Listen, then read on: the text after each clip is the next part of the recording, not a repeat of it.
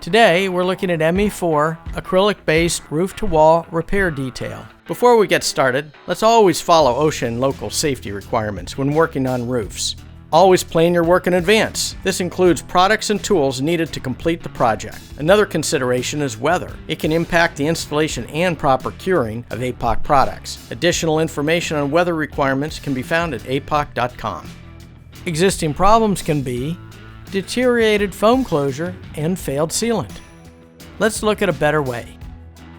Always thoroughly clean the roof surface. Lay out APOC incredible tape. Mark and cut out around screw heads. Cut to length. Peel back the release liner and apply incredible tape over the seam, splitting it equally on both sides. And use a hand roller to ensure proper adhesion. Using a chip brush, apply a layer of APOC 264 Flash and Seal to the top of the incredible tape. Now your APOC ME4 acrylic-based roof-to-wall repair is complete.